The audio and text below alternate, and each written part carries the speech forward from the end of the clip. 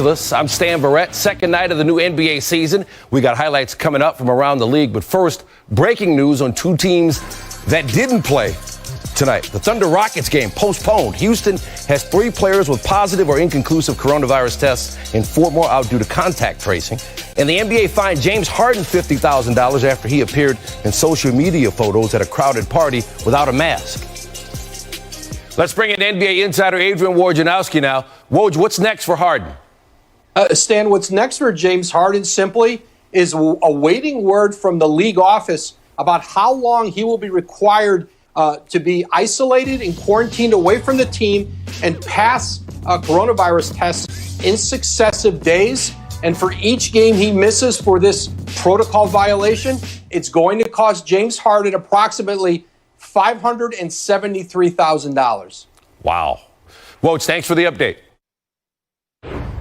Second half coming up from Phoenix. MVP favorite Luka Doncic with 13. The entire season. Well, it isn't even beginning tonight as it is supposed to. And here are the reasons why. There are several reasons why. First and foremost, the game officially postponed after a day of COVID-19 complications and development surrounding several of Houston's players. 3 have tested positive or returned inconclusive tests after a day of contact tracing stemming from rookie Kenyon Martin Jr. testing positive.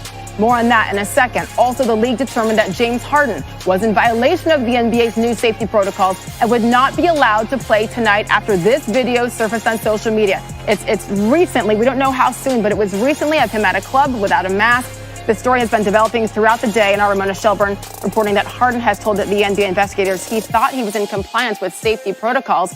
Harden and multiple witnesses at the event have told the league that he attended a seated dinner for a friend who'd been recently promoted at work. Harden said he entered through a separate entrance and sat in a separate area with the security detail and that he was wearing a mask. The 2018 NBA MVP also says he left the group and the event after right about 30 minutes. Let's take a look now at what Harden posted on his Instagram account because he is obviously upset. Here's the quote. "One thing after another. I went to show love to my homegirl at her event, not a strip club, because she's becoming a boss and putting her people in position of success. And now it's a problem.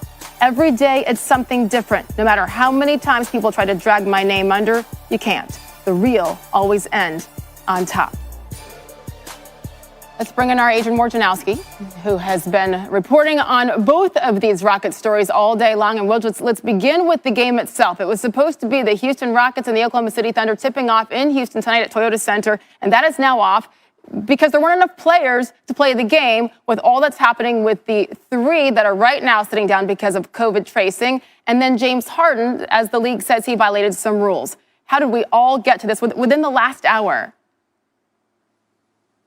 Well, certainly, as you said, the league mandates 8 players to start a game, and the Rockets simply didn't have them, and they were working with the league office all day, retesting and testing players in Houston, and a combination of injuries, of positive tests, and of contact tracing because KJ Martin, the rookie forward with the Rockets, had tested positive. And had been with John Wall and Boogie Cousins and another teammate getting their hair cut at an off-site apartment at one of the players' apartments, attributed, along with James Harden's, what the league is calling a violation of their protocol, to not having the 8 players. And simply, Oklahoma City never got on the bus to come over to the arena. They'll head back to the airport and go back home. And oh, by the way, there are 2 rookie head coaches who are waiting to make their coaching debuts, Steven Silas and Mark Daigneault for the Oklahoma City Thunder. So everything is in a holding pattern right now. Interesting because the Rockets' next game is scheduled for Saturday, the day after Christmas, at Portland. So we're going to have to wait and see how this plays out because there's obviously a chance if all these players are sidelined that they won't be able to play that, get on a plane and play that game either in Portland. So we'll stand by for more news on that. But back to the James Harden specifically, because the league reviewed that video and they did deem him to be in violation of their COVID protocols. So he wouldn't have been eligible to play tonight. And hey, who knows? Maybe Harden being out number-wise was the difference between this game being played and not. Either way, what does this mean for him right now? Well, both he and the Rockets are waiting to find out what exactly it means. Is there a suspension on the way from the NBA? Is there punishment?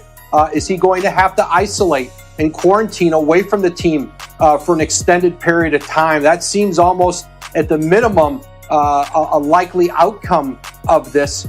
And but as of now, neither Harden nor the Rockets have gotten word from the league. I'm told the league office is still working through this decision and how they're going to rule for James Harden. But certainly it impacts not just the Rockets; it impacts trade talks around the league. He's been at the center of conversations for the Rockets with teams around the league, and I think for the very near term anyway, I think it puts some of those on the back burner as teams wait to see what this means, in the short term for Harden. But listen, this is a Houston team that wanted to get off to a good start, wanted to be able to showcase Harden and John Wall on the court together, and it's unclear when they'll be able to do that. And as far as James Harden is concerned, if indeed he is fined for violating protocols, that means $284,000 per game. And again, who knows how many games it would be, and that still remains to be seen.